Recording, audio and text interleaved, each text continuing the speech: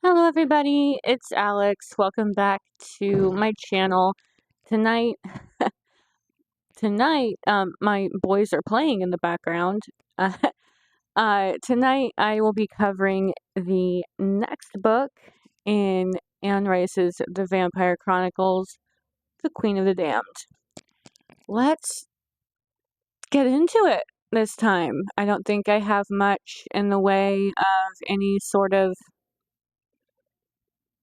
little pre-message, though I will actually say that this video is probably going to be even longer than the last. It is, counting the sources and further reading at the end, a 27-page long essay. It took several hours more to write this than I anticipated because I kept finding more and more to say. So, now let's jump into it. Starting off, of course, with basic stats. So Anne Rice's The Queen of the Damned was published in 1988. Several new characters are introduced in this book, particularly the redheaded twins, Mahara and Makari, and I don't know if there's an official pronunciation for either of those names, as well as Cayman. Again, I think that's how you spell it. Jesse Reeves, David Talbot, Mayal, Santino, and Pandora. Curiously, Baby Jenks, a minor character with her own chapter who only appears in this book, has already been introduced in AMC's television show for season 3, which is set to cover the vampire Lestat.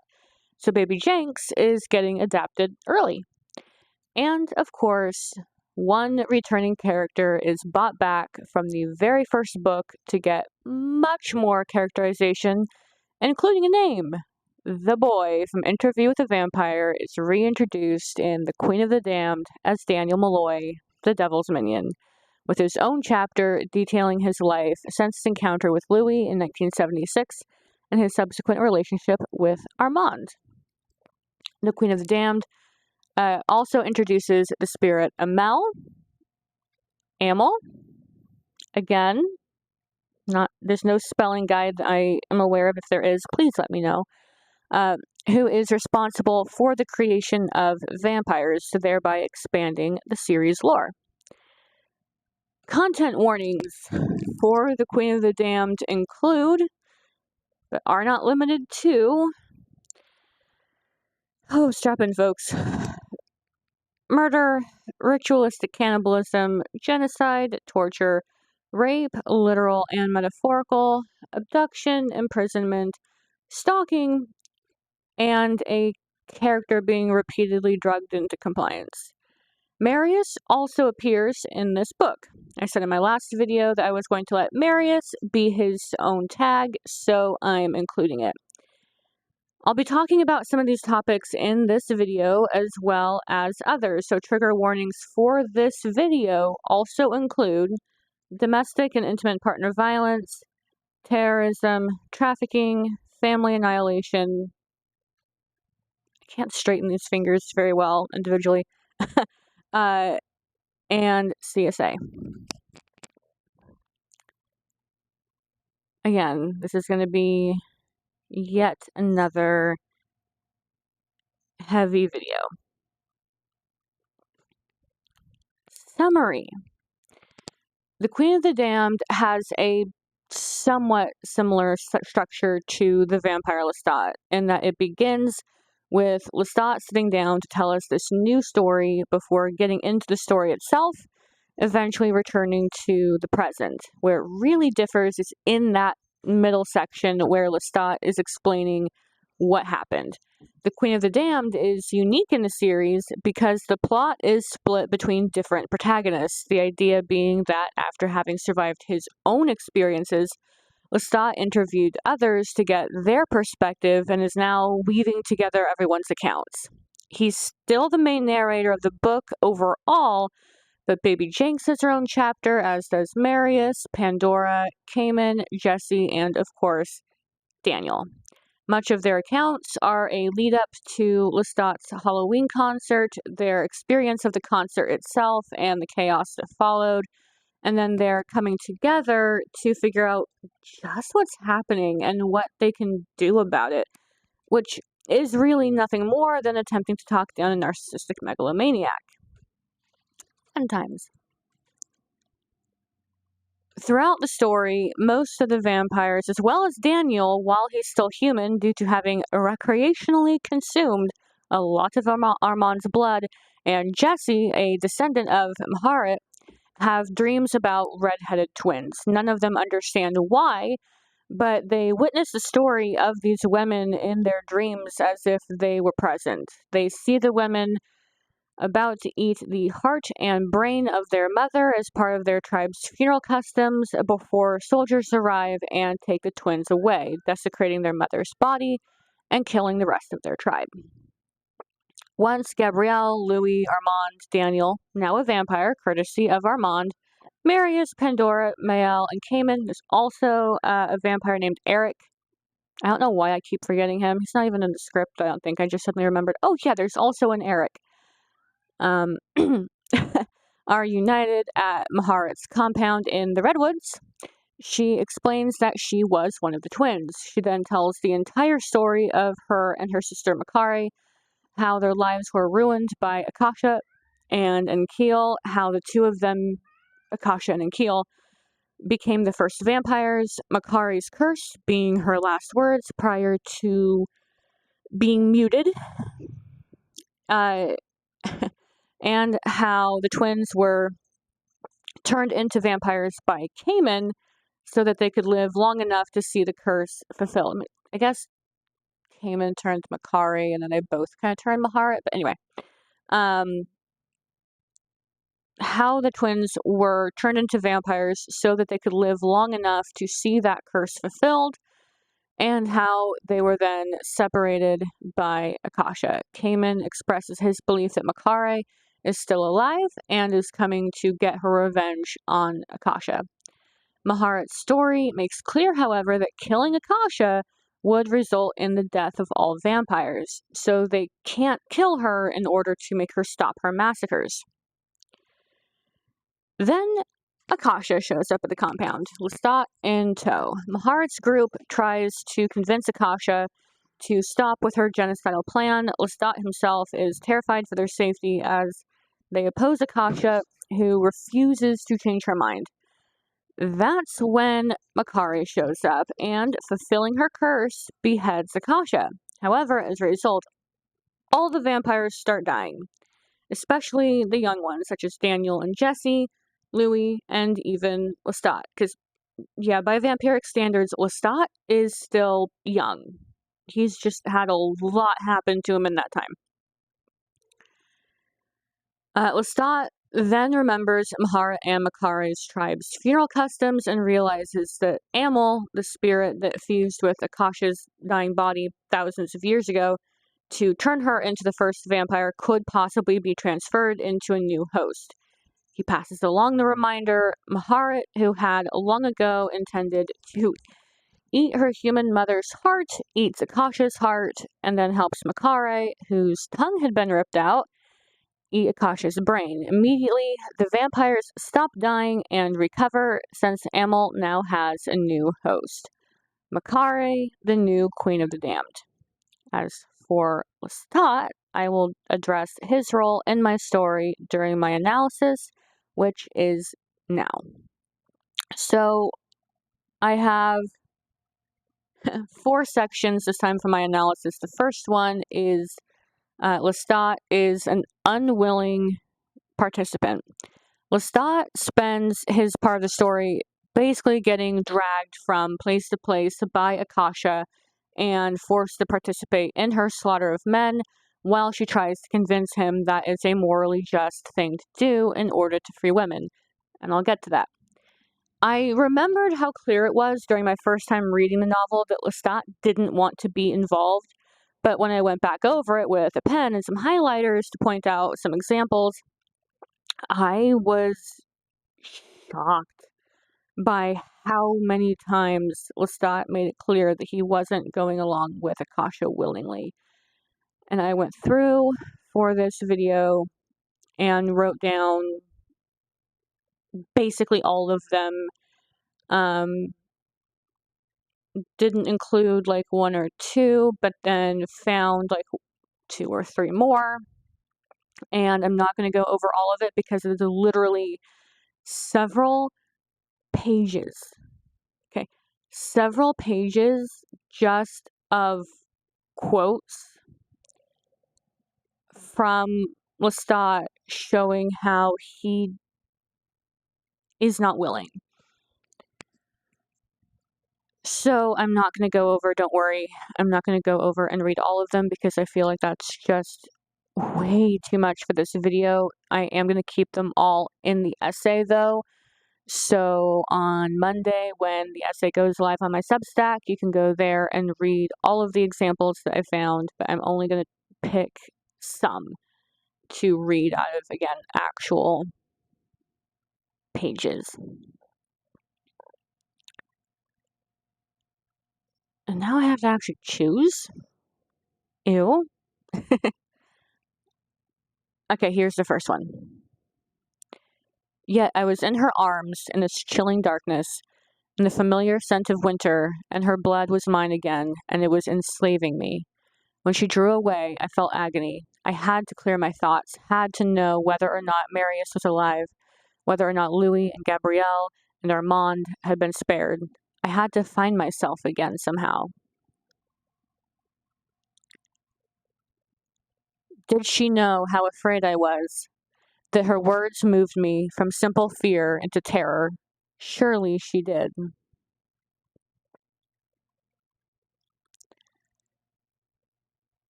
Suddenly I was weeping again, clinging to her, weeping because I was lost, and she was all there was to cling to, and I was in terror now of what she would ask of me.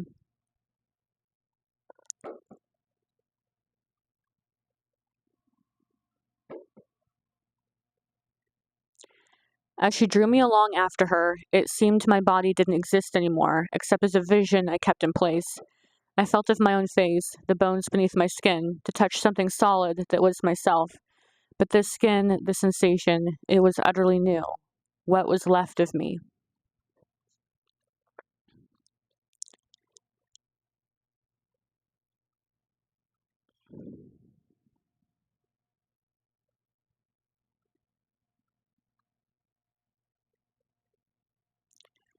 I shook myself all over.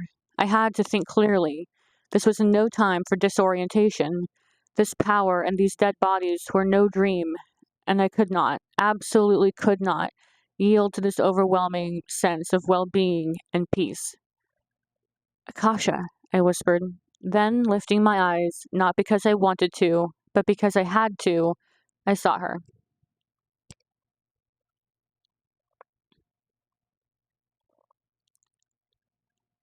I shuddered. I made myself shudder. I had to penetrate that spell. It was a trick of the power, just as killing had been a trick of the power, something definable and measurable, yet I remained drugged by the sight of her and by the anthems, by the soft embrace of this feeling. All is well, all is as it should be, we are all safe.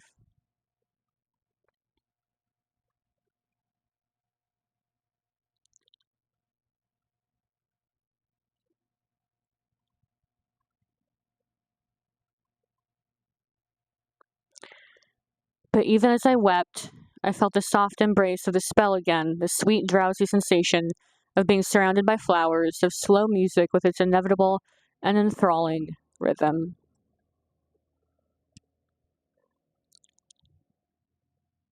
Oh, Marius, help me, I whispered, even as the sun poured down on the tree-lined pathways and endless green fields. Please, please help me.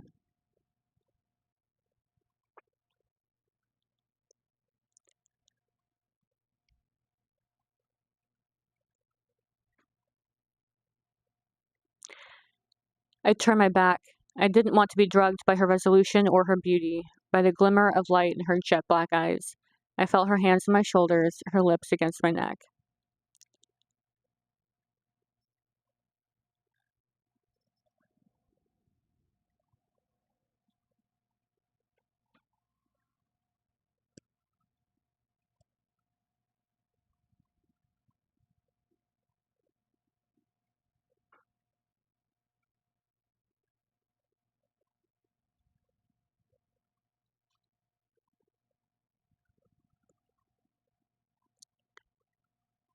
There's just so many quotes.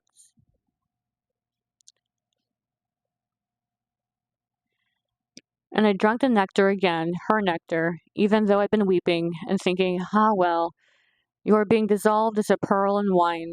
You're gone, you little devil, you're gone, you know, and to her. You stood and watched them die. You stood and watched.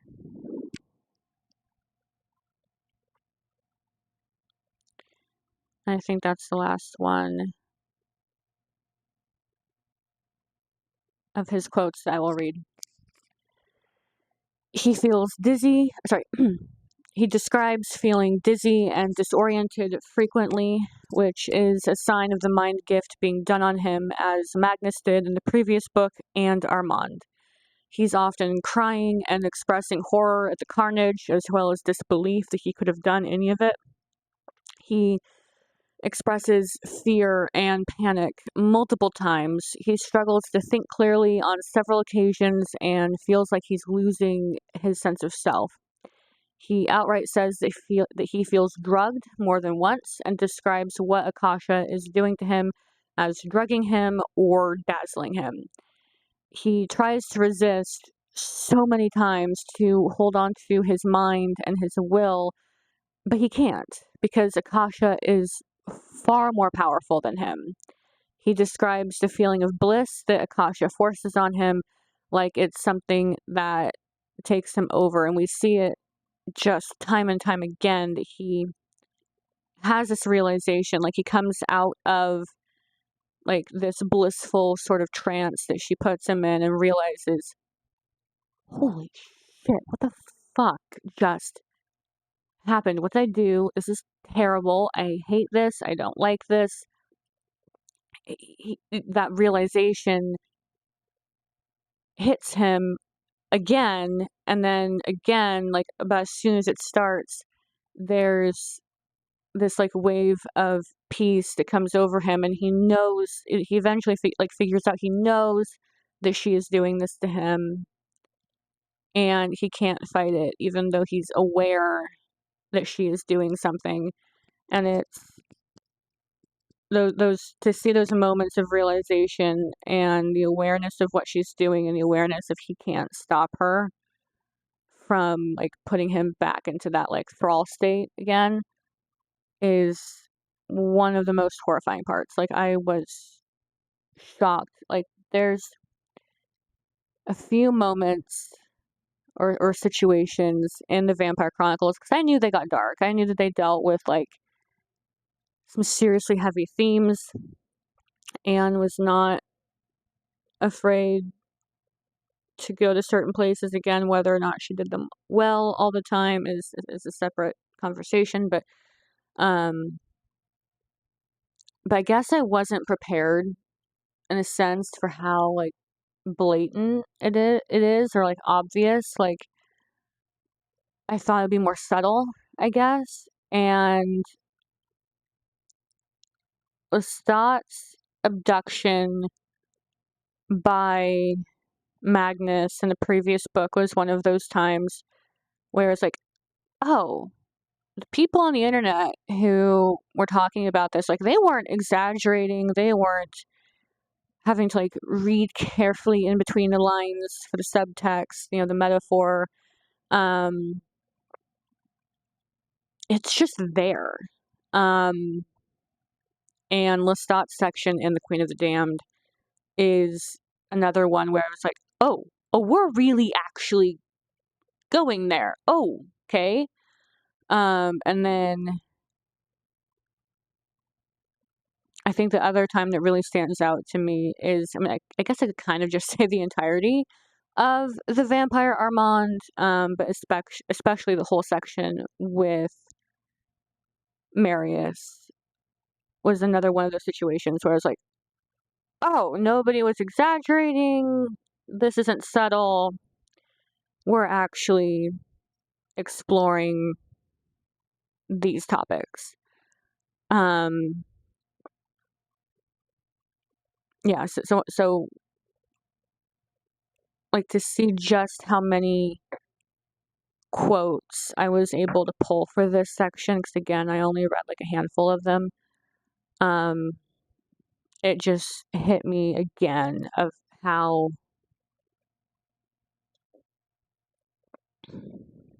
very non-consensual the entire situation is. And I think I'm just gonna carry on at this point. So it should be clear by now that Lestat is not willing. There's no romance between him and Akasha, as I've seen some claim, probably because of the movie, and I'm gonna get to that. Is the movie and the differences from the book. Because in the book there's really no basis for the idea of an actual romance between Lestat and Akasha. But I also highlighted all the times that Akasha is physically abusive with Lestat, shows him what she really thinks of him, and threatens either him or someone Lestat loves to keep him in line.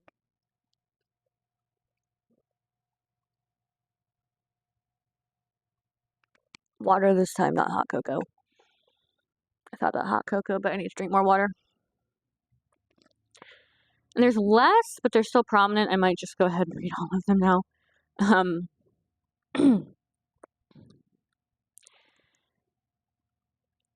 You are my instrument, and so the others shall be if they are wise. It would wound me beyond your understanding of pain to see you die, but as the stars are my witness, you will aid me in my mission, or you will be no more than the instrument for the commencement, as Judas was to Christ, and I shall destroy you as Christ destroyed Judas once their usefulness is past. You cannot stop me, and there is no one who can stop me. But Lestat, that is just the point. They would never obey. Will you obey? They would die first, as you would die.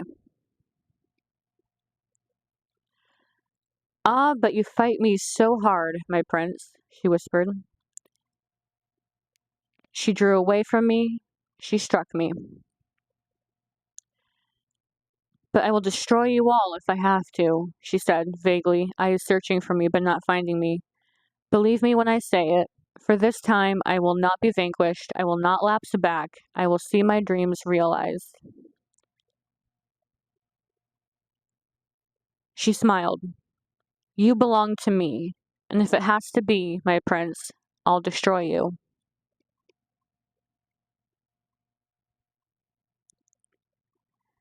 No, Lestat, she said again. You are wrong. But we must see this through now to the finish. If they must die, all of them, so that you cleave to me, so be it.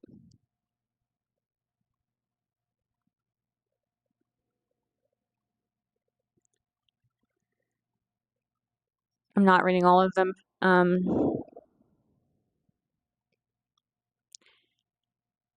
You will be my angels, Akasha answered tenderly as she looked at him. You will be my gods. If you do not choose to follow me, I'll destroy you. As for the old ones whom I cannot so easily dispatch, she glanced at Cayman and Maharat again. If they turn against me, they shall be as devils opposing me, and all humanity shall hunt them down. They shall, through their opposition, serve the scheme quite well. She shook her head, another flare of anger. Don't try my patience, Marius, she said. I spared you for a very simple reason. Lestat wanted you spared.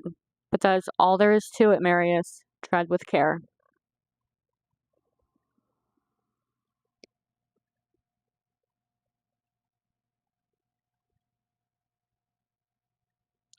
Akasha's face darkened again with anger, yet even in rage, the prettiness of her expression remained. You have always opposed me, she said to Maharat. I would destroy you if I could. I would hurt those you love.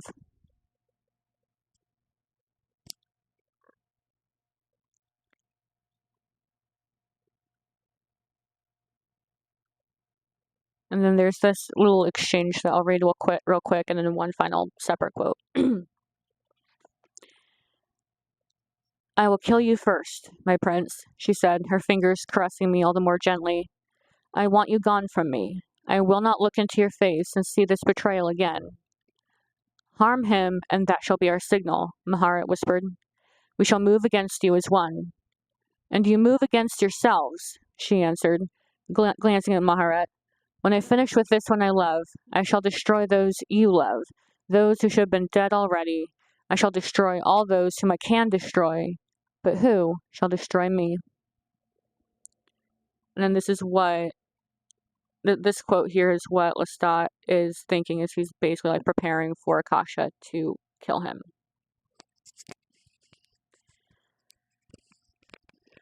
And so now the fire comes, Lestat. Don't dare to look at Gabrielle or Louis, lest she turn it that way. Die first, like a coward, and then you don't have to see them die. Lestat does not believe in Akasha's stated cause and wants no part of it. She forces him to participate despite his horror, using the mind gift on him and feeding him her blood. She is just as willing to kill him as she is willing to kill anyone else. I'm going to check my phone real quick because I made a mistake with my groceries this morning. I thought I had them ready to pick up between 5 and 6 and got there and realized I didn't have like any texts or email updates about my order and realized I hadn't actually clicked the final button. So they're getting delivered between 9 and 11, theoretically, tonight. And it's not quite 9. Okay. Why Akasha, or this section's going to really be a doozy. If the last section was kind of rough, this one's going to be more intense. And I'm probably going to piss people off right from the start. Why Akasha is not a girl boss feminist. First, I understand why some people want to think that she is. She's correctly identified that men are the problem. She talks about creating a society that is safe for women. She is powerful, more powerful than any man, human or vampire, that she encounters, and she uses that power. Around her, men are the ones who aren't safe, flipping the usual power dynamic on its head. In that sense, she embodies a revenge fantasy that I very much sympathize with. I get it. Many women have gone past choosing the bear to deciding to be the bear. Many women have moved on from feminism, the belief that women are equal to men, to outright misandry, the belief that women are better than men. Many women have looked at the "be grateful, we want equality, not revenge" slogan and genuinely asked, wait, don't we though? Many women have elevated feminine rage into its own genre of music, literature, and film. It's a reasonable response to the world we live in. All wars have been started by men, and men create laws to keep themselves in power at the expense of anyone who isn't a man, or who isn't a certain type of man. The National Institute of Health's National Library of Medicine has an article issued in 2014 called "The 1% of the Population Accountable for 63% of All Violent Crime Convictions," which states that, quote, "Among known risk factors for being convicted of a violent crime, male sex is the most prominent. Men commit about 90% of violent crimes." In November 2011, the U.S. Department of Justice released a report, Homicide Trends in the United States, 1980 to 2008.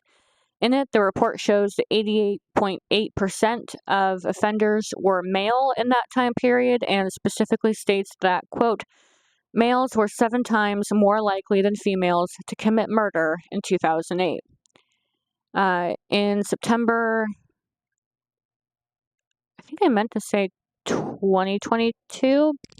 There's a little typo there, but all of my sources are linked, so you will be able to find this report in the sources, and I'll correct my script before I put it onto Substack.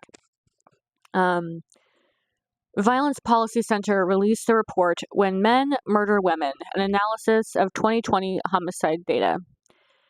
There's a lot of information in it, but here's one section in particular.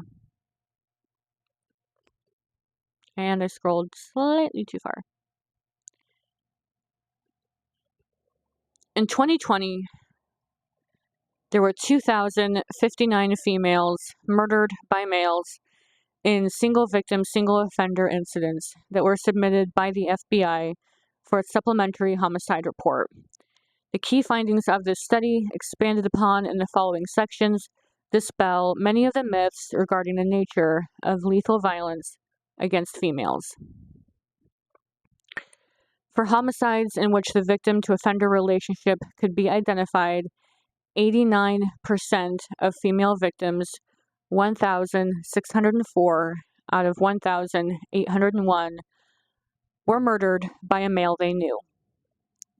8 times as many females were murdered by a male they knew, 1,604 victims, than were killed by male strangers, 197 victims. For victims who knew their offenders, 60%, 967, of female homicide victims were wives or intimate acquaintances of their killers. Intimate acquaintances defined like girlfriends, ex-girlfriends, things like that. Nationwide, for homicides in which the weapon could be determined, 1,735 more female homicides were committed with firearms, 61%, than with all other weapons combined. Knives and other cutting instruments accounted for 18% of all female murders, bodily force 9%, and murder by blunt object 5%. Of the homicides committed with firearms, 64% were committed with handguns. And yes, I am tearing up as I read this. It's going to be rough for me to read and for you to watch. And I probably should have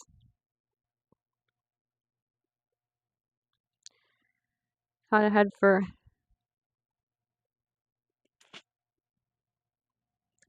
tissues. In 88% of all incidents where the circumstances could be determined, homicides were not related to the commission of any other felony, such as rape or robbery. I am going to be right back to grab tissues.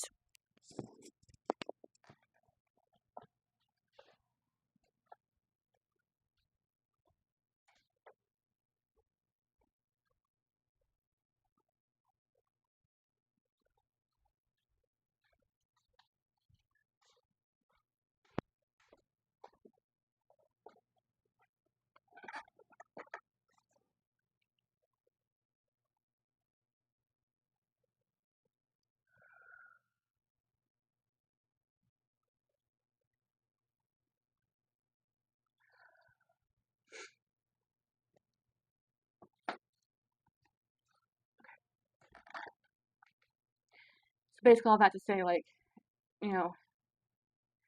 women are more likely to be killed by their husbands, their boyfriends, their ex-boyfriends, than by strangers. It's more likely to happen with a handgun than any other method. And it's not like part of another felony. Like the intent was to commit a different felony and then murder this woman, incidentally, as part of doing that. Like maybe she was in the way in a robbery escape or something. Like it was just the point was to kill her. That's basically like what this data is saying.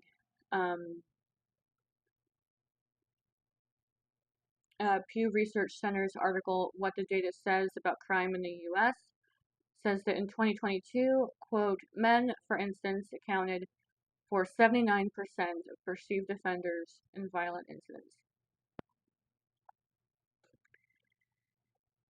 A study issued in 2025 by NIH's National Library of Medicine gender differences in homicides, a comparative analysis of 106 fatalities in forensic autopsy data says that, quote, female victims were killed most often in their own homes, 76.5%, by intimate partners, 62.7%, compared to male victims. Violent asphyxiation and blunt force trauma were more common causes of death. Furthermore, there was a higher frequency of multiple injuries, 33.3%. It also says that of the 106 fatalities from 2012 to the end of 2019, in which victims aged 14 years and older were autopsied at the Institute of Forensic Medicine in Mayence, quote, the perpetrators were frequently male, 84%, and between 30 and 49 years old, 42.5%. They're more likely to be injured multiple times.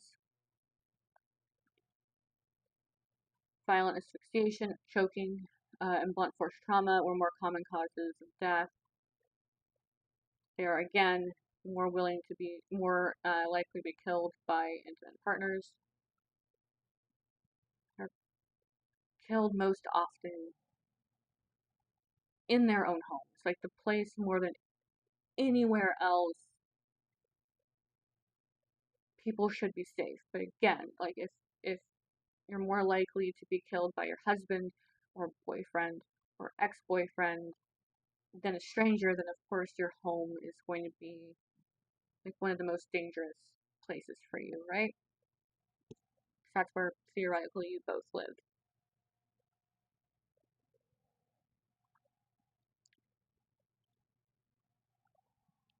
The National Domestic Violence Hotlines page, Domestic Violence Statistics, lists the following.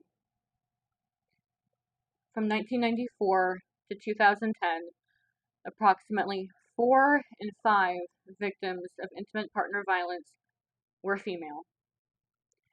Most female victims of intimate partner violence were previously victimized by the same offender at rates of 77% for women ages 18 to 24, 76% for ages 25 to 34, and 81% for ages 35 to 49.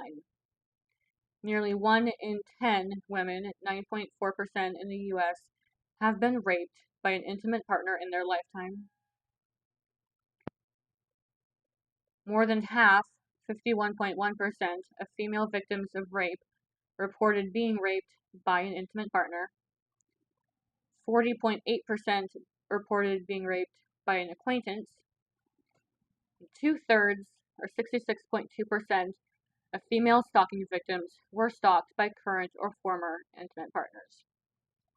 A Statista Research Department finding from February 24th, 2026 shows that, quote, in 2024, there were 13,469 murder offenders in the United States who were male, in comparison to 1,902 who were female. The Extended Homicide Data Table 3 from the FBI's report on expanded homicide data says, quote, of the offenders for whom gender was known, 90.3% were males. Cal Poly Humboldt's page on sexualized violence statistics says that, quote, an estimated 91% of victims of rape and sexual assault are female and 9% male. Nearly 99% of perpetrators are male. This claim cites the U.S. Department of Justice's Violence Against Women report from 2002. It also says that, quote, around the world, at least one woman in every 3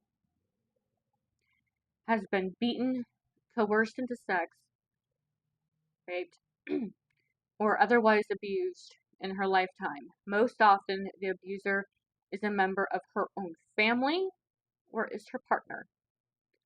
This references Population Information Program's Population Reports Ending Violence Against Women from 2004. Another statistic from the website says that, quote, Women reporting rape within a relationship report an average of 20 sexual assaults during that relationship. This statistic cites an article by Ida M. Johnson and Robert T. Sigler from the Journal of Family Violence called Forced Sexual Intercourse Among Intimates. And all of those are in either my sources or further reading.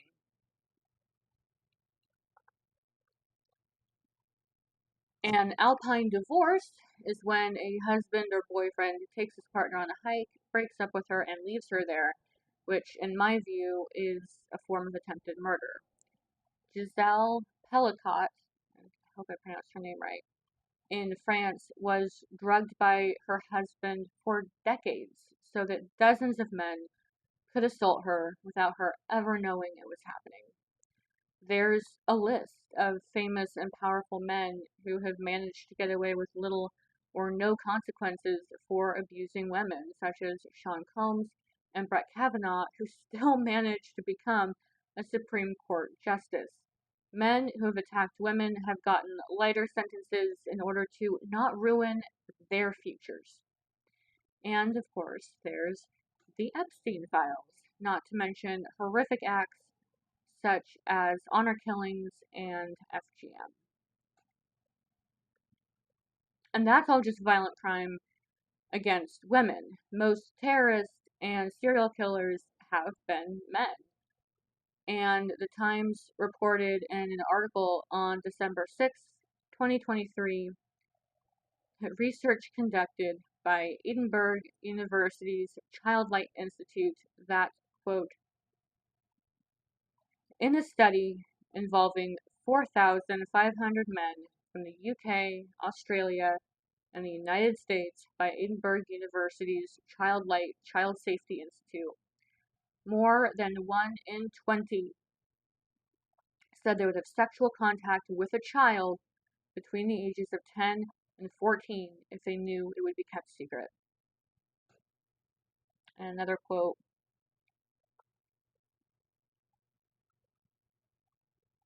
from the Times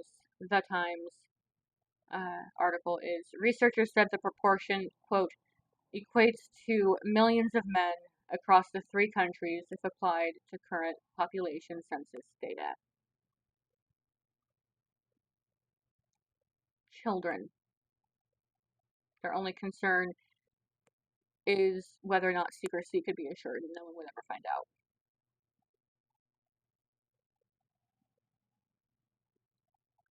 Most family annihilators are men.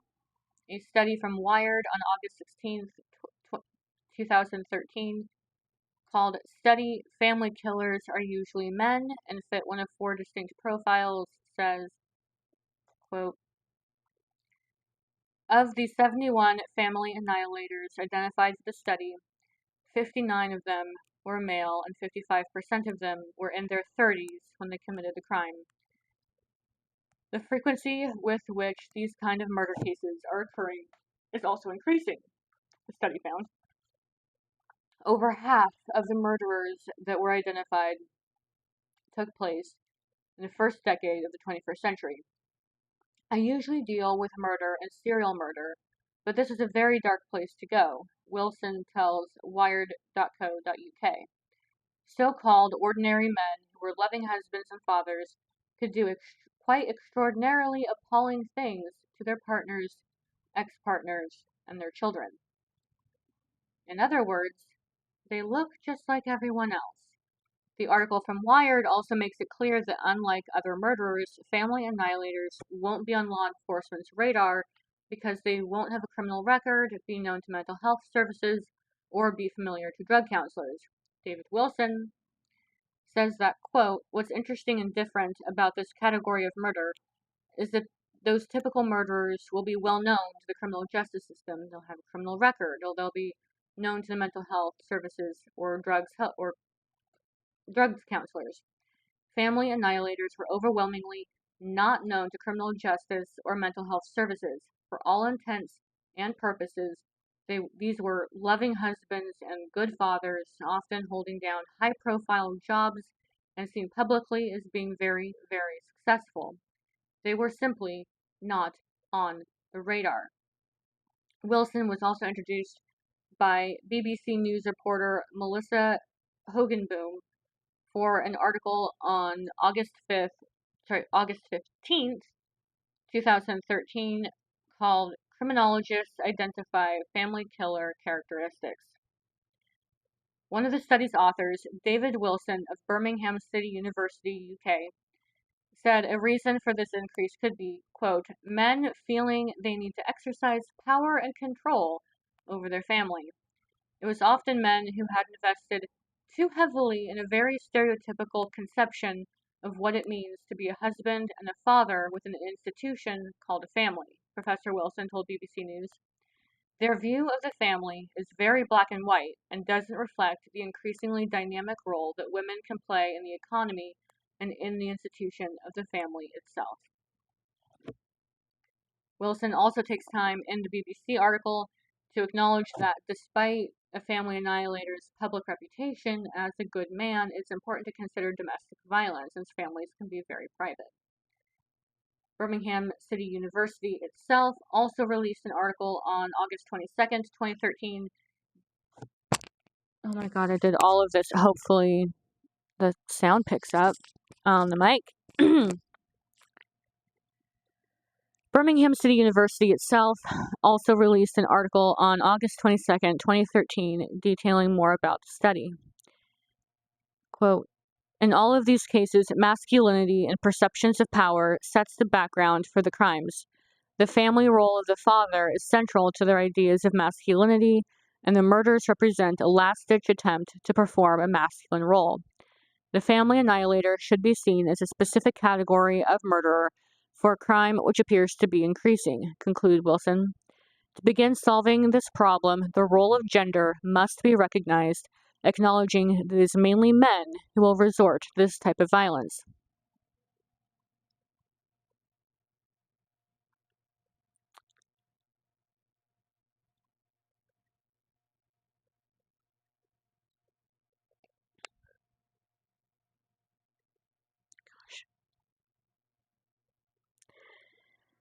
It's easy to conclude that men, not alcohol, drugs, video games, or SSRIs, are the problem. To decide that matriarchy, a non-hierarchical structure that centers the most vulnerable and promotes community and cooperation, is the solution. To figure that it's past time that women were the ones in power. In this context, of course, Akasha could be seen as a symbol for the rise of women, an icon of the resistance, the epitome of the crush the patriarchy mindset.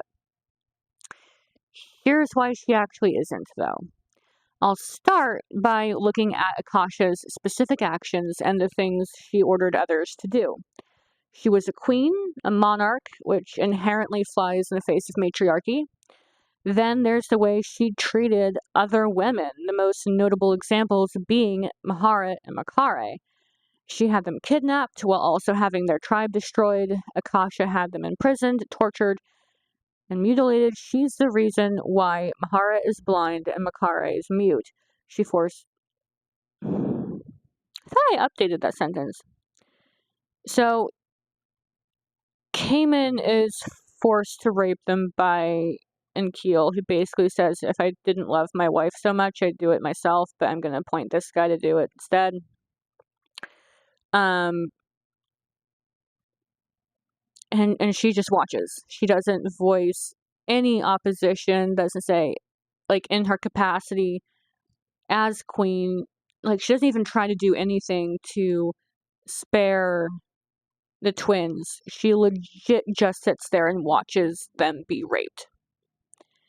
She then has them separated for centuries. When she's awoken in 1984, she initially kills vampires indiscriminately, including baby Jenks, another woman, before forcing Lestat to aid her in her mission to kill men. At the climax of the novel, Akasha is not just willing to kill the men present, but also Gabrielle and Jesse, and turn Maharet and Pandora into the Lucifers to her Jesus. Akasha is not a girl's girl. She is only out for herself. Feminism just becomes her new justification. This his canon, as she's called out for essentially making excuses to cover for her true motivation, her own power and glorification. She has to be special. Here's how Maharet describes Akasha when recounting what she and Makare went through in the past. I perceived the war inside her between the handmaiden of the goddess Inanna, who wanted to believe herself blessed, and a dark, brooding soul who believed finally in nothing. A chill place was her soul. Her religious fervor was nothing but a blaze, which she fed constantly, seeking to warm that chill place. Maharet, in the then present day of 1984, says this to Akasha after Akasha has said that she would happily destroy Maharet and kill everyone she loves. Like a girl's girl would do, right? Maharet nodded. She smiled knowingly. It is you who are arrogant, she answered. It is you who have learned nothing. It is you who have not changed in 6,000 years. It is your soul which remains unperfected, while mortals move to realms you will never grasp. In your isolation, you dreamed dreams as thousands of mortals have done, protected from all scrutiny or challenge, and you emerge from your silence, ready to make these dreams real for the world. You bring them here to this table, among a handful of your fellow creatures, and they crumble. You cannot defend them. How could anyone defend them? And you tell us we deny what we see? Slowly, Maharet rose from the chair. She leant forward slightly, her weight resting on her fingers as they touched the wood. Well, I'll tell you what I see, she went on. 6,000 years ago, when men believed in spirits, an ugly and irreversible accident occurred. It was as awful in its own way as the monsters born now and then to mortals which nature does not suffer to live. Okay? But you, clinging to life and clinging to your will and clinging to your royal prerogative, refused to take that awful mistake with you to an early grave. To sanctify it, that was your purpose. To spin a great and glorious religion, and that is still your purpose now. But it was an accident finally, a distortion, and nothing more.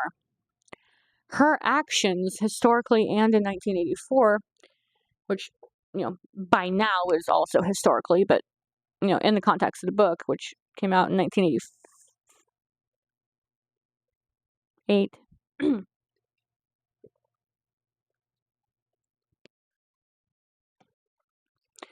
belie her speeches about creating a world safe for women. She routinely harms and is willing to harm other women for not doing what she wants, disagreeing with her, or standing in her way. And as much as she talks about how violent men are, and modern statistics do lend some credence to that argument, she herself wages war, commits genocide, and has people, including other women, imprisoned, tortured, mutilated, allows them to be violated and killed. She herself drugs and assaults others. She does all the things that she accuses men of doing. Every reason she gives for why most men, with the exception of a small percentage for breeding, which itself sounds kind of like eugenics, should die is something Akasha herself does, either in the past or in the then present day of 1984. Akasha is not a girl's girl. She is a hypocrite. I wouldn't necessarily say she projects her moral failings onto men because I believe she's blind to them, possibly by choice. There is an indication that she chooses to be ignorant. That's why she uses the guise of feminism to kill men. Because if she's unable to believe that she's answering a higher calling, then she has to admit that she's doing it for her own gain. Akasha does the things she's angry with men for doing, and by her own logic, she should also die, not become a queen once again. Here's another description of Akasha from Maharet. But that was the horror. A moral cloak had been thrown over the queen's purpose, a cloak through which she could not see any more than anyone else.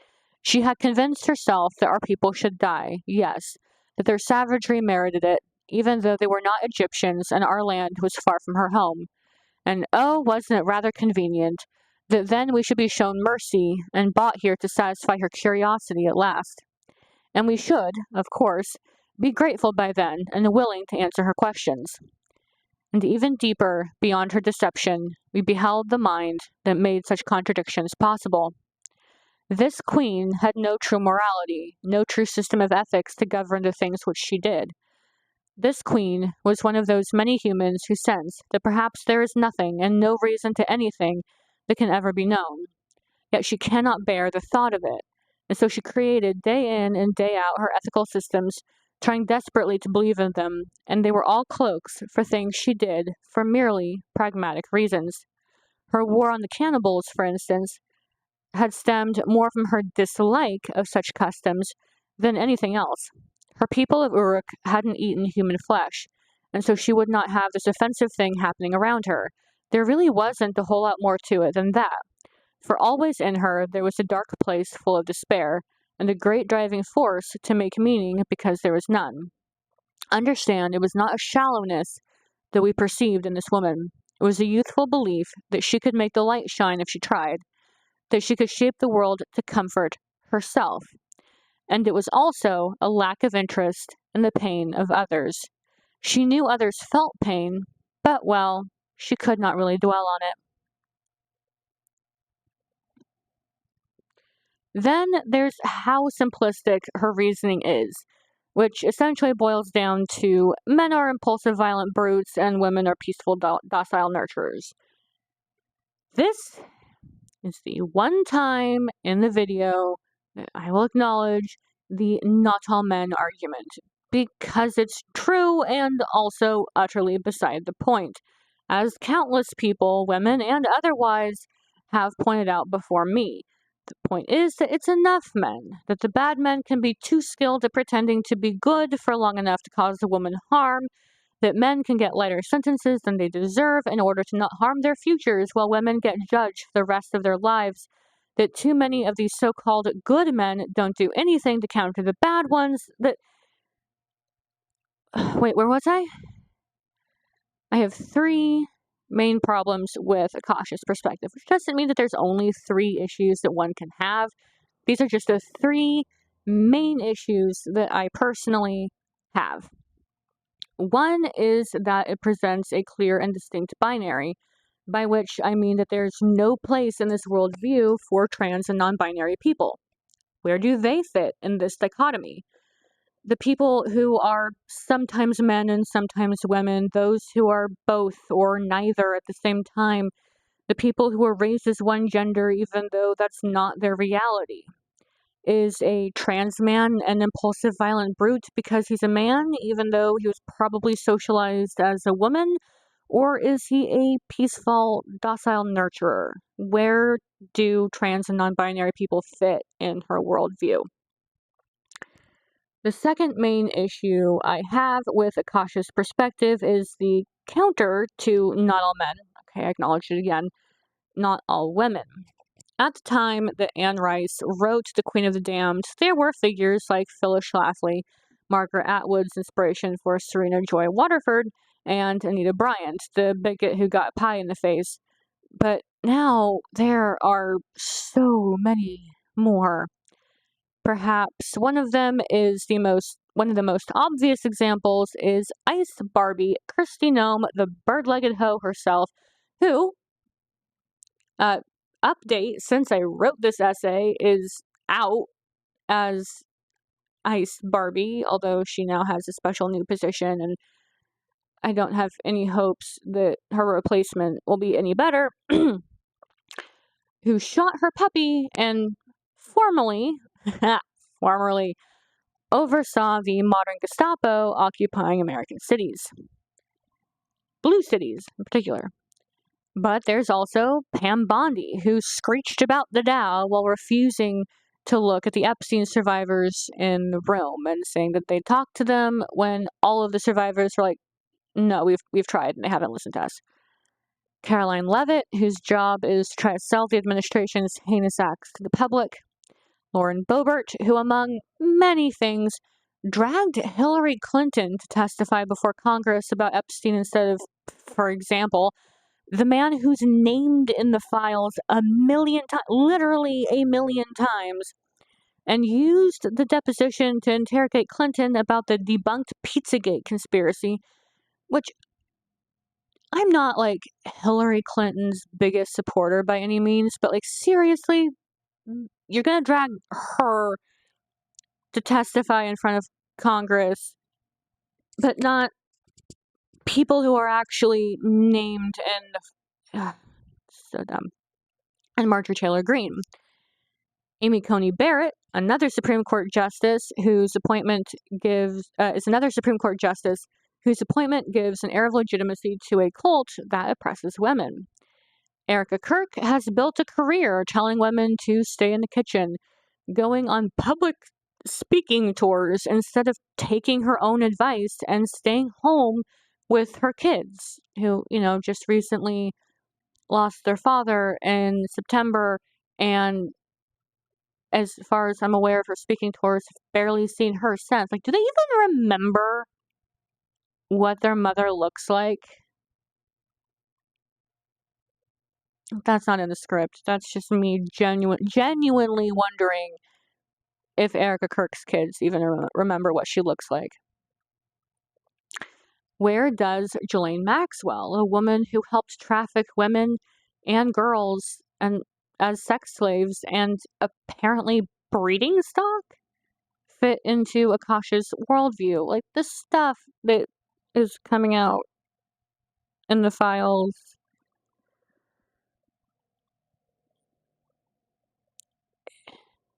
almost feels like it can't be real. It's so twisted, and she had a hand in that.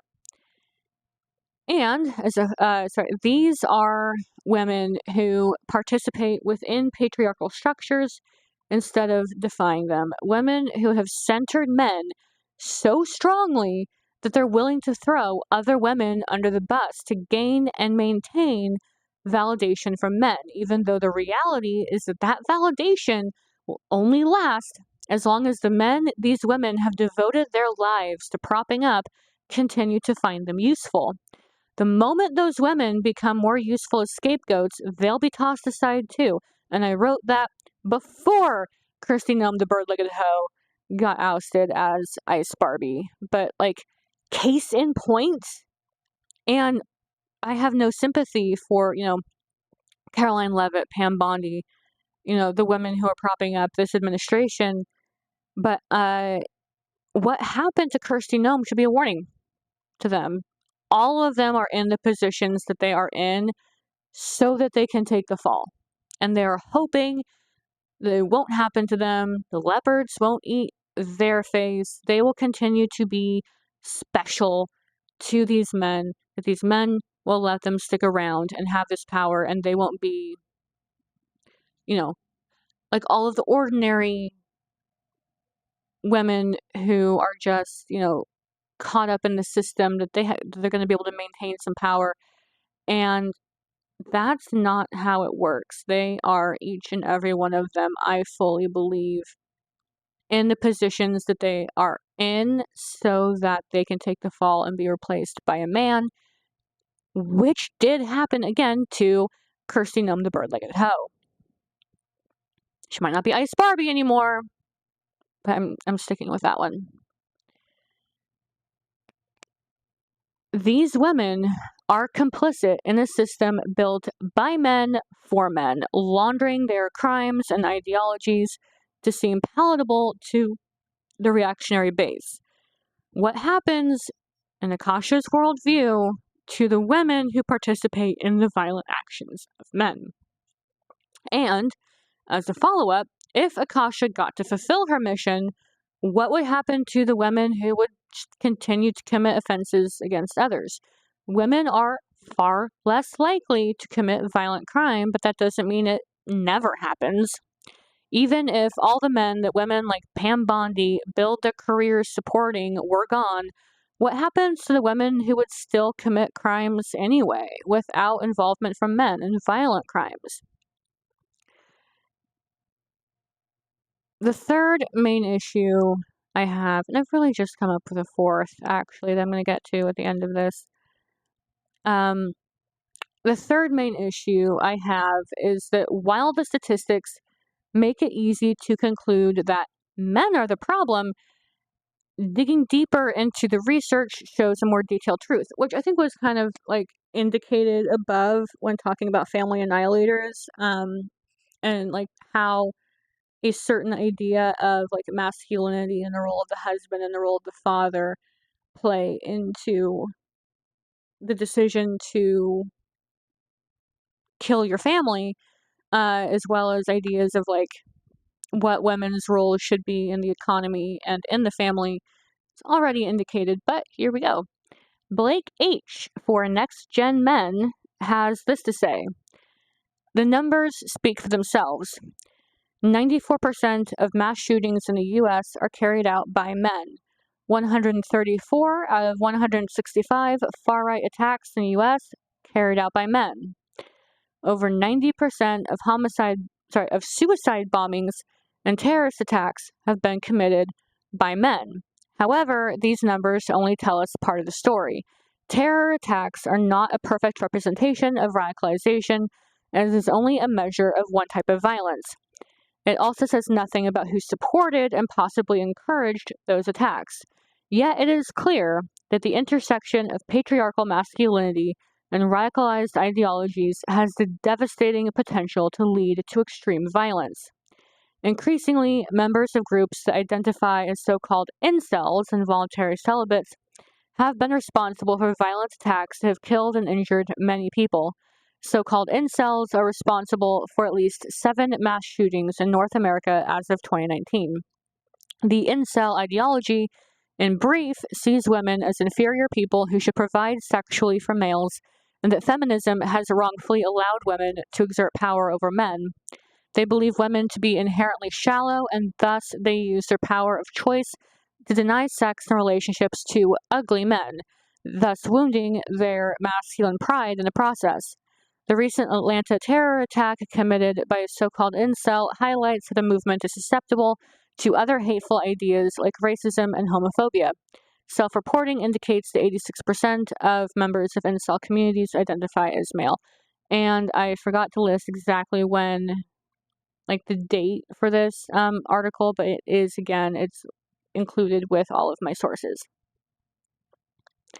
It's not just one blogger who says this, however. GLAAD, in an article from September 15th, 2025, called Fact Sheet: Debunking Trans Terrorism and Other False Claims in High-Profile Crimes, says that far-right extremism is increasing and surpasses terrorism committed by others, PolitiFact reports. These groups tend to engage in violence that often targets LGBTQ people and promotes anti-LGBTQ views. It also points out, quote, that a 2023 Reuters fact check confirms that mass shootings, for example, are overwhelmingly carried out by cisgender men in the U.S. That PolitiFact report by Grace Ables on February 27th, 2024, has a lot to say about the issue, but I'll highlight this paragraph. In 2020, the Center for Strategic and International Studies, a nonprofit policy research organization, analyzed 893 terrorist incidents attempted and foiled from 1994 to 2020 and found that right-wing attacks and plots accounted for the majority of all terrorist incidents in the United States in that period. In 2019, they accounted for almost 2/3 of all incidents, researchers said. And I need more water.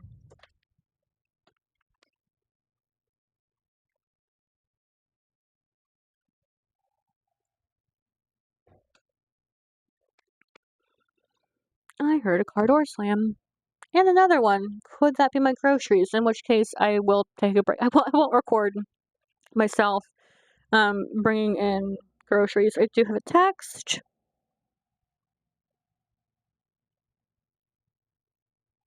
Don't think that's my groceries. Wait. I have an email. Delivered just now. Okay, so I'm going to take a quick break to bring in my groceries and put away all the cold stuff, and then I will come back and start off with the Reuters fact check. Because I'm not just going to say, oh yeah, GLAAD, cited these two, studies or reports, I'm also going to actually quote them for you. So I will be right back. Okay, I am back from bringing in groceries. And I'm going to start with just where I left off. Meanwhile, the Reuters fact check updated on March 31st, 2023. Fact check: majority of U.S. mass shooters are cis men, not transgender or non-binary people. Elaborates thusly. Oh, and we might have a guest star, Jasper, once again.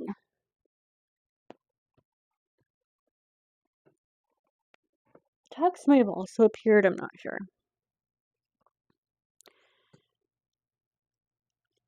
Further, the U.S. Secret Service National Threat Assessment Center, NTAC, which studies all forms of targeted violence, including mass casualty attacks, published a report with data from 2016 to 2020. The report examined 173 attacks in the U.S. that resulted in harm to 3 or more individuals in public locations. Justine Whelan, press secretary for the U.S. Secret Service, told Reuters via email, and 3 attackers, 2%, were transgender, assigned female at birth, but were known to identify as male at the time of their attacks. Whelan said that, consistent with previous analyses of mass attacks, nearly all of the attackers, or 96% in the study, were male, and the remaining 5 attackers were female. In terms of the gender breakdown, the Violence Project also found that 168, or 97.7%, of mass shooters in their database up to March 2021 were men. It's important to note that, per the same GLAAD article, quote, according to the Gun Violence Archive, GVA, there were 5,748 mass shootings between January 1st, 2013 and September 15th, 2025 in the U.S. Of that number, there have been 5 confirmed transgender shooters, GVA told factcheck.org. That means that transgender individuals were responsible for less than 0.1% of incidents over that time period, as opposed to the nearly 2/3 of all incidents committed by the right just in 2019, according to CSIS's research in 2020, referenced above. PBS News analysis updated on September 22nd, 2025. Analysis: what data shows about political extremist violence lays out the following, with examples. Right-wing extremist violence has been deadlier than left-wing violence in recent years. Based on government and independent analyses, right-wing extremist violence has been responsible for the overwhelming majority of fatalities, amounting to approximately 75% to 80% of U.S. domestic terrorism deaths since 2001. Illustrative cases include the 2015 Charleston church shooting, when white supremacist Dylan Roof killed 9 black parishioners, the 2018 Tree of Life synagogue attack in Pittsburgh, where 11 worshippers were murdered, the 2019 El Paso Walmart massacre, in which an anti-immigrant gunman killed 23 people, the 1995 Oklahoma City bombing, an earlier but still notable example, killed 168 in the deadliest domestic terror attack in U.S. history.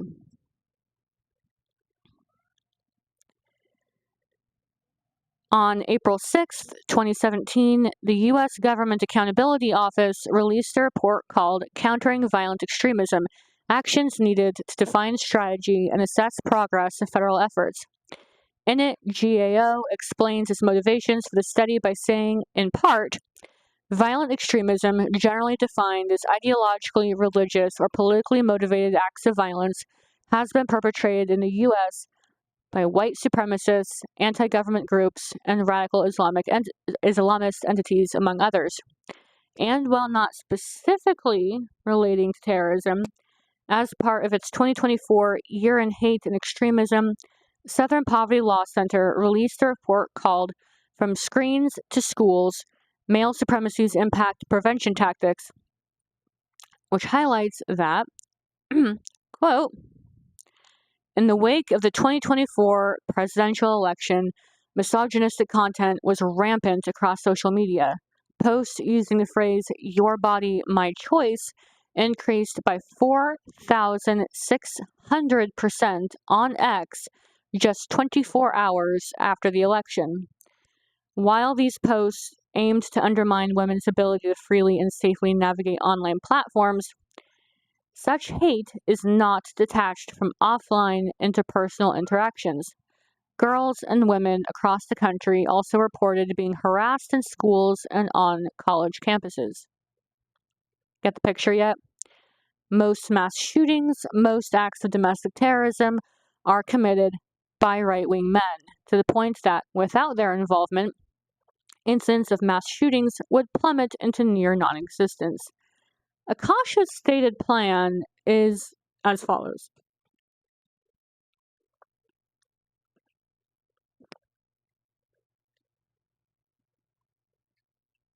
I am getting to 100 ounces today. I am doing it.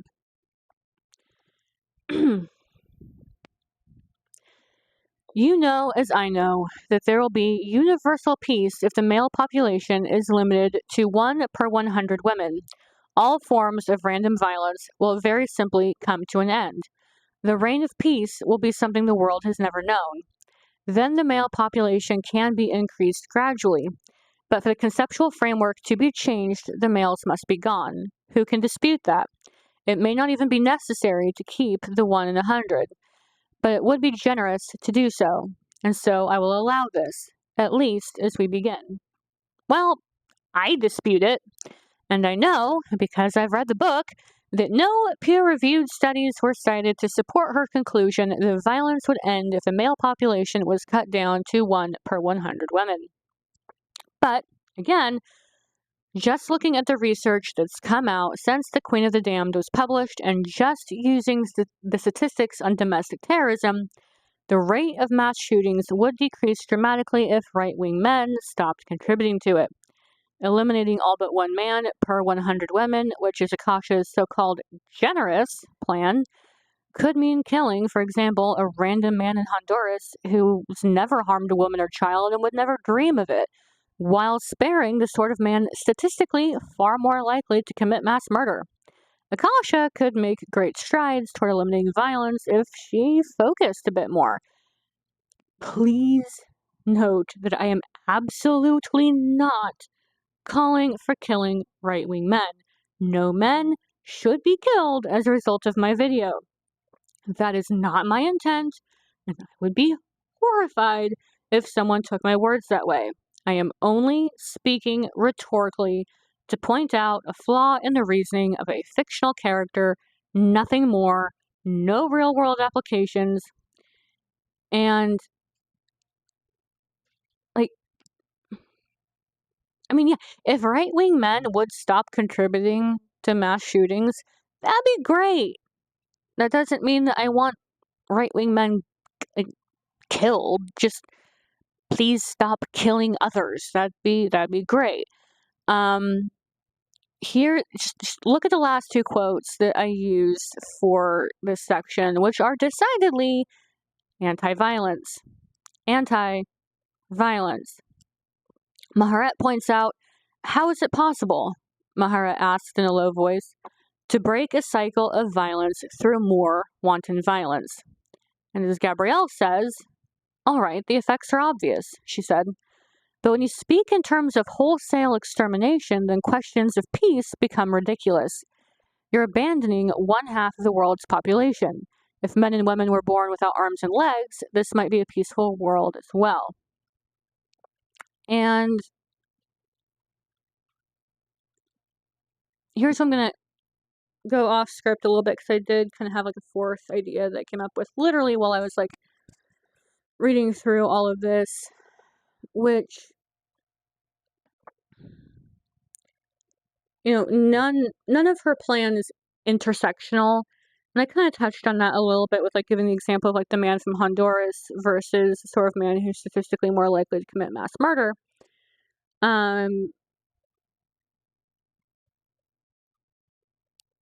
But this doesn't have, like, nowhere does she address race and ethnicity or class or societal inequalities, these structural issues that I guess her stance would be if there weren't really any more men, then these wouldn't be problems because then women could just fix them. That's my guess. I don't know because it's never brought up. It's never, like, she never addresses it in the book. The only reason why I'm saying I think she would say that is because, most policies and laws right now seem to be written by men. Um,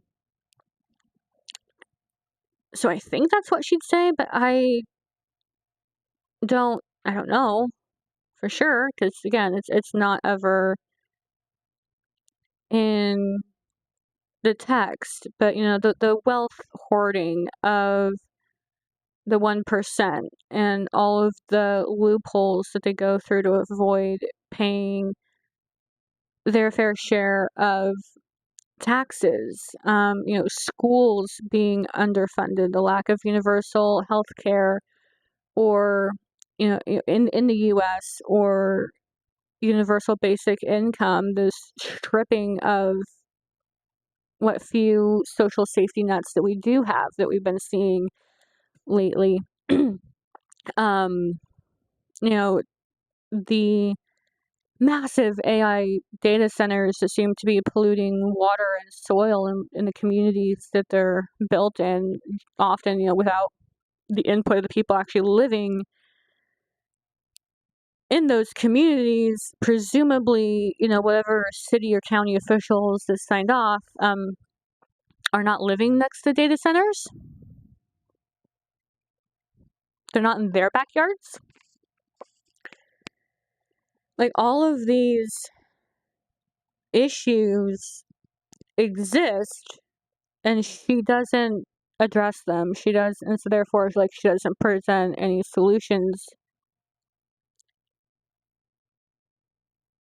to them. Like, the history in the United States, me being in the United States, like, that's what I can really speak to. I don't really want to speak to, like, experiences in other countries. Um, but how the American government has treated its, indigenous population, breaking treaty after treaty and the reservations. And it's like all of these other intersectional issues. And of course, like, I guess a fifth issue would be like her solution is to just kill almost all men. But like, as we see of people who have left hate movements and have started, men who have left hate movements and started organizations geared toward helping other people leave, again, predominantly men, um, those men who do actually speak up and take action for women, um, and the idea that,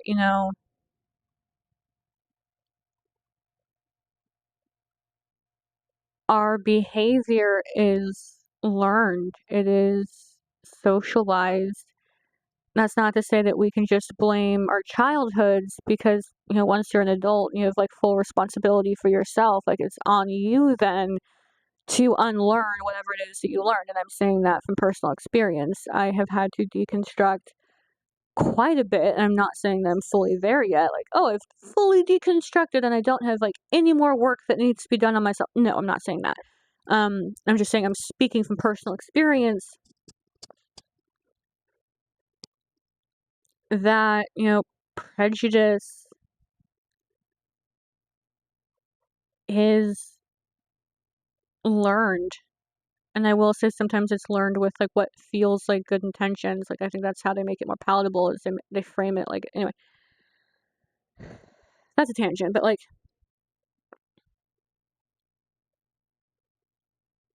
I think twofold in this. One, her stance is just kill most men without ever factoring in that, like, people can learn, people can change, they can grow, they can deconstruct. I think people kind of bring it up a little bit in a general sense of, like, yeah, humanity's screwed up a lot, but also, like, they're generally, like, also doing good things. And she dismisses that, so I assume she would just dismiss any ideas of, like, can't we just, like, can't people just change and deconstruct and leave these hate movements? Um, but then, like, within her plan itself, she talks about, oh yeah, we can, get rid of most of the men, and then once all the problems have been solved, we can gradually increase, the male population. But there's nothing in her plan there about, like, how,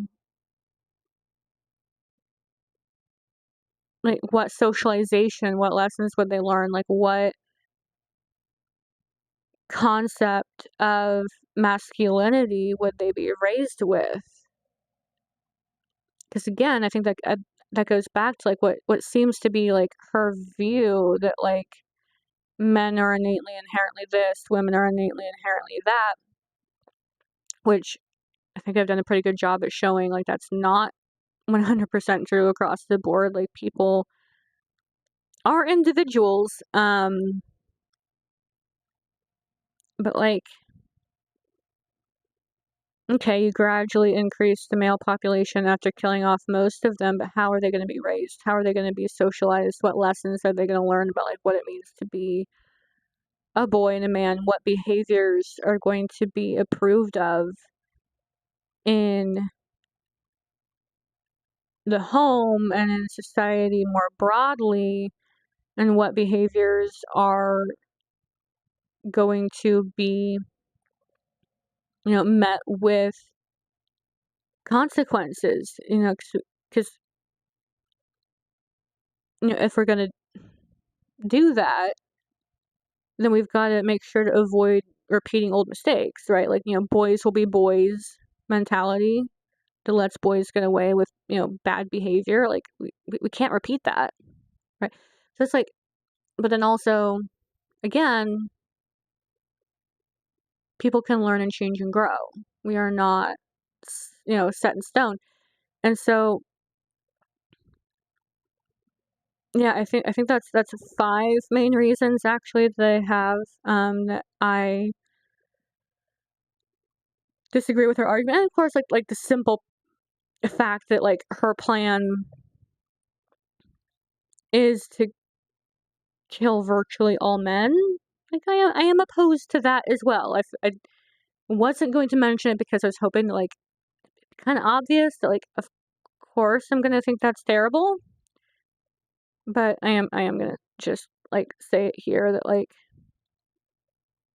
yes, there's, like, several logical reasons for why her plan doesn't work, but also, morally speaking, it's pretty reprehensible.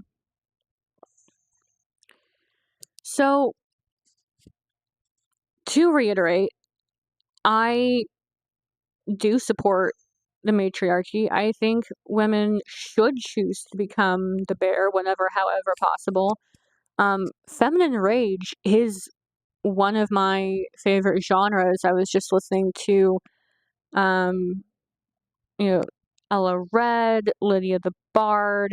I was listening to Lilith Max, just earlier today. These are all artists that I believe I discovered on TikTok. And I love their work. Um, Feminine Rage is an important part of the novel that I'm working on, and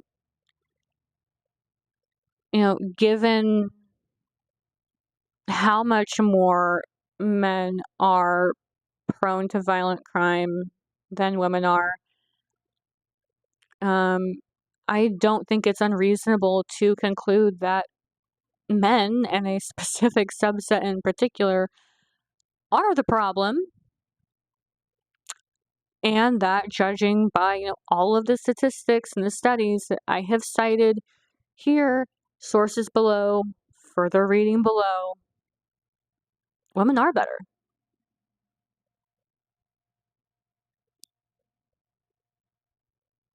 Like, considering that we are far less prone to violent crime, to committing crimes against children, to committing, mass crimes, like, the metrics in that regard seem pretty clear. We are generally overall safer. And again, that's not always true. As I said above, with my not all women argument, there are still plenty of women out there that prop up the patriarchy and devote their lives to propping up not just men, but horrible men too.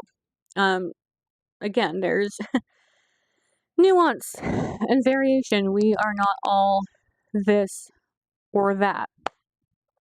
And that's something that, the feminism that I've had has been challenged, by women like Kirsty Nome, because I can't support her. She's a woman, so I should, right? But I can't, because she is a woman who is hurting other women and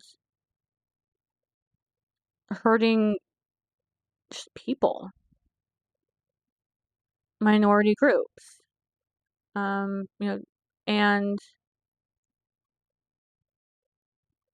I can't be like, oh, go, go girl for her.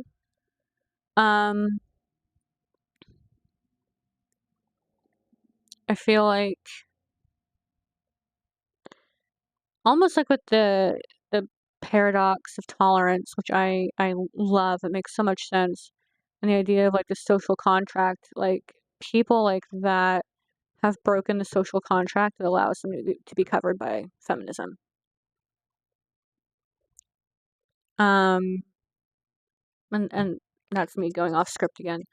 So hopefully what I said is like coherent. Like, regardless of whether or not you agree, hopefully you get my point.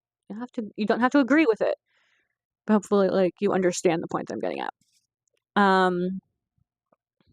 Point of this section is Akasha is not one of us. She just pretends to be for the sake of her own ego. She doesn't care about women or children or any minority group or really just people in general as a whole.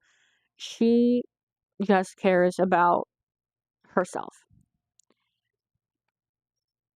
So that's finally it for that section. Next is the Devil's Minion. Don't worry, these last two sections are going to be a lot smaller, because this has already been so long and so heavy. I'm not. I made the conscious decision to not go too in depth with these last two analysis sections. So, the Devil's Minion, because I couldn't talk about this book without talking about that chapter. It's my favorite chapter in the book and one of my favorite chapters in the entire series. I adore it. Anyway, as I've said before, Devil's Minion is one of my favorite pairings in the franchise, and writing this chapter changed Anne's perspective on Armand. Their relationship, Daniel and Armand's, is mostly confined to Daniel's chapter, but that chapter does a lot to develop both characters individually and their relationship. There is so much that I could say about it that it's almost hard to decide, And this has already been a very quote-heavy video. I could talk about how Armand reenacts his past situation with Marius, with himself in that role by watching Daniel sleep with other people and kind of like arranging that. A connection that I think works even better in AMC's adaptation, since it's part of the show that show's canon, that Marius donated Armand, not that in the book Armand ever donated Daniel, and partially like the fact that vampires cannot have sex in the books plays into it. So he just watches Daniel. Anyway, I could talk about how toxic and unhealthy the relationship is. No surprise, since one of them is a centuries-old vampire and the other is a human in love with a monster. And it begins with years of Armand stalking Daniel before they create their own little form of domesticity. It's honestly kind of cute, which is weird because it starts off really. But anyway, I could talk about how Daniel sees Armand like he's a giant insect, or that Daniel loves that Armand is a monster. There is no, but my love can save him here. Like, no, Daniel is fully aware that Armand is a monster, and that's one of the reasons why he loves him. It's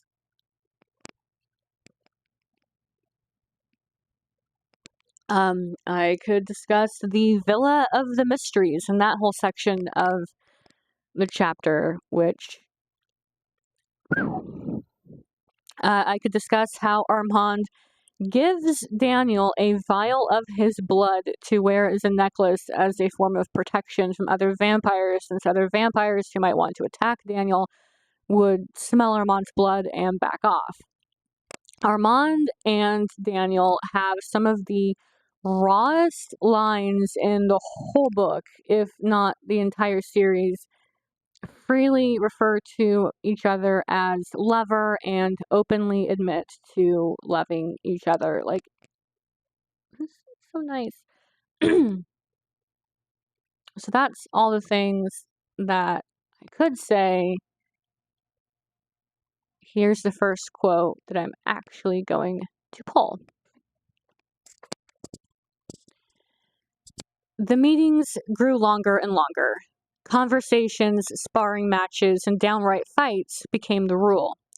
Once Armand had dragged Daniel out of bed in New Orleans and shouted at him, "That telephone! I want you to dial Paris. I want to see if it can really talk to Paris." "God damn it, do it yourself," Daniel had roared. "You're 500 years old and you can't use a telephone? Read the directions. What are you, an immoral idiot? I will do no such thing." How surprised Armand had looked. "All right, I'll call Paris for you, but you pay the bill." "But of course," Armand had said innocently. He had drawn dozens of $100 bills out of his coat, sprinkling them on Daniel's bed.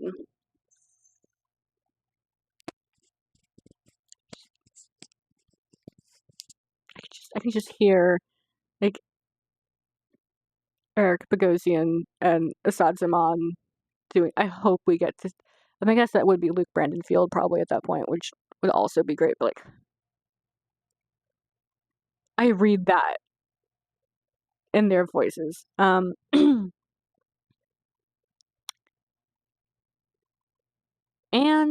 this technological inventions began to obsess Armand, one after the other. First, it was kitchen blenders, in which he made frightful concoctions mostly based on the colors of the ingredients. Then microwave ovens, in which he cooked roaches and rats. Garbage disposers enchanted him. He fed them paper towels and whole packages of cigarettes. Then it was telephones. He called long distance all over the planet, speaking for hours with mortals in Australia or India. Finally, television caught him up utterly, so that the flat was full of blaring speakers and flickering screens. Anything with blue skies enthralled him. Remember the ceiling in Daniel's apartment? And last but not least, for the analysis, we have Claudia. Claudia may or may not actually appear in this book. It's never made clear, but her presence is certainly felt. Jessie, a psychic working with the Talamasca prior to becoming a vampire in this book, goes to New Orleans after reading Interview with a Vampire to investigate its claims. Because again, the whole process of it getting published is different than in the show. She goes to the ruins of the house on Rue Royale, hears music playing, and finds Claudia's old coffin, containing a rosary, a porcelain doll in Claudia's likeness, and one of her diaries. Jessie hears the phone ring, even though the wire is frayed, and sees but a light of oil lamps that don't exist in the house. She sees a fire blazing in the living room and a man standing by it, hears a woman's voice come out of the disconnected phone, and hears horses and carriages as she runs from the house. Jessie goes back to her hotel room, but the experience isn't over.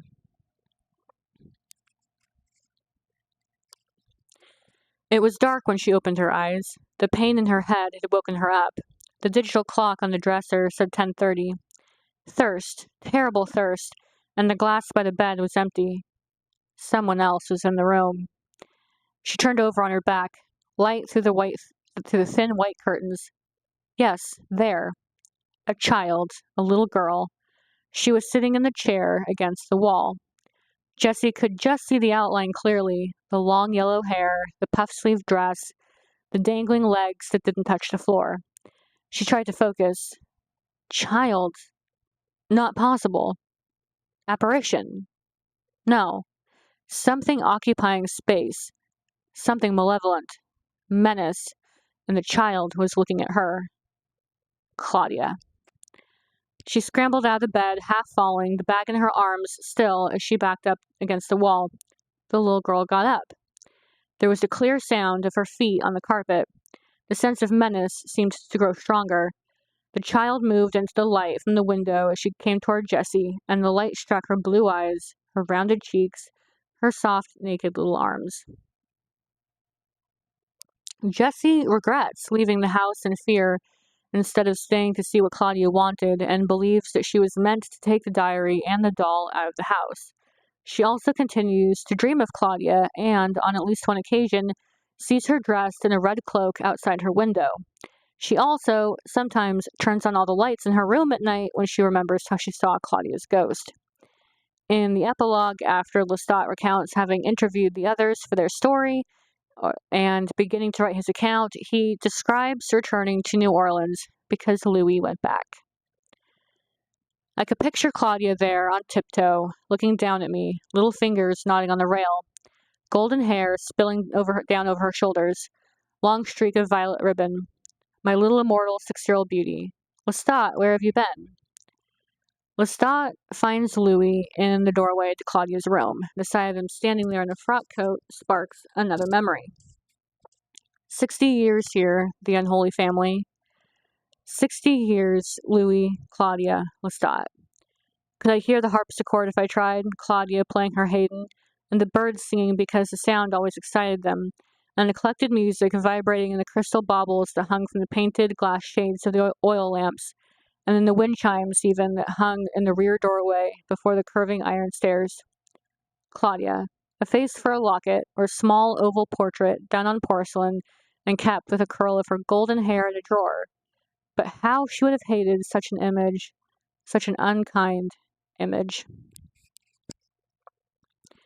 Lestat then remembers turning Claudia, even though the memory mixes with his recent traumatic experience with Akasha before being brought back to the present by Louis. Lestat tells Louis that Claudia's ghost isn't in the house, saying Jessie only imagined her encounter, and Louis half-heartedly agrees. The two of them continue to walk through their old house, Lestat feeling haunted by memory and hating the sight of how overgrown the courtyard has become. He offers to fix up the house for Louis, who says it isn't important and invites Lestat on a walk with him.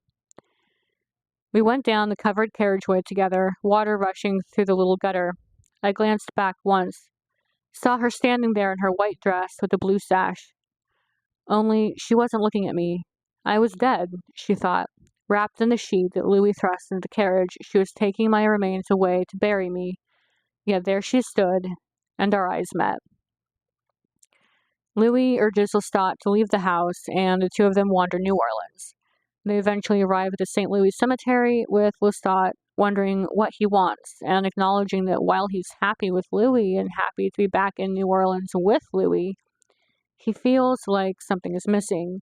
It's then that Claudia's appearance might become less of a result of Lestat's memories and more of an actual apparition, though the attitude of her ghost and Merrick, if that was her ghost, which also remains unclear, might suggest otherwise, and that this is therefore still Lestat's grieving mind playing tricks.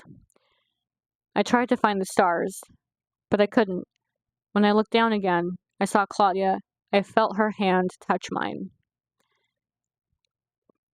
This is only the start of Claudia haunting the narrative in the books, and I can't wait to see, especially given her vow to come back and get revenge on everyone in the audience, the trial, how she haunts the narrative in AMC's adaptation. I know in the one trailer that we got, we do see a glimpse or two of her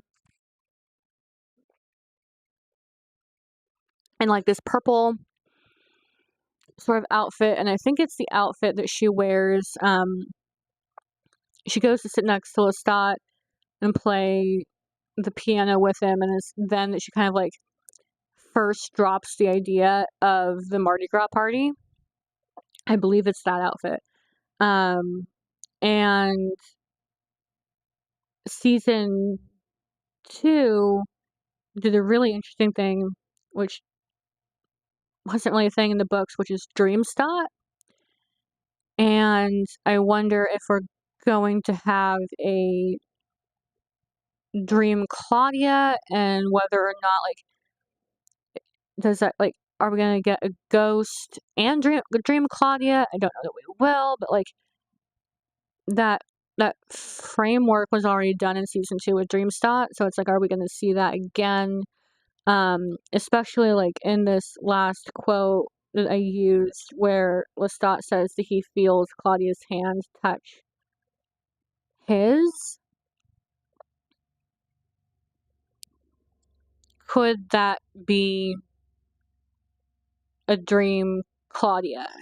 Because, like, Louis' description of Dreamstot in season 2, like, I think he does specifically say that he could feel, like, Dreamstot's hand in his, at one point. Like, there's a level of, like, physicality to it, or, like, yeah, physical sensation. I think he does say that he could feel, like the weight of Lestat's hand in his. And so, could this be in the show, if the show adapts this scene, could this be a dream Claudia? I don't know. I do think that we're gonna see her ghost. I would love to see more flashbacks of her from Lestat's point of view, to kind of see, like, how he really thought and felt. Like, she was his daughter. Absolutely, and that's something that I probably should have touched on in my review for the Vampire Lestat. Um, but it's clear there, it's clear through, like, these little clips and then going on in the series just how much Lestat adored her. And I would just love to see more of Claudia, regardless of, is it memories? Is it ghost Claudia? Is it dream Claudia? Is it, a mix? Such an amazing character played by such, amazing actresses, Bailey Bass and Delaney Hales. However, Delaney can come back because it seems like she's going to be Claudia moving forward. no, she is Claudia now. That'd be great.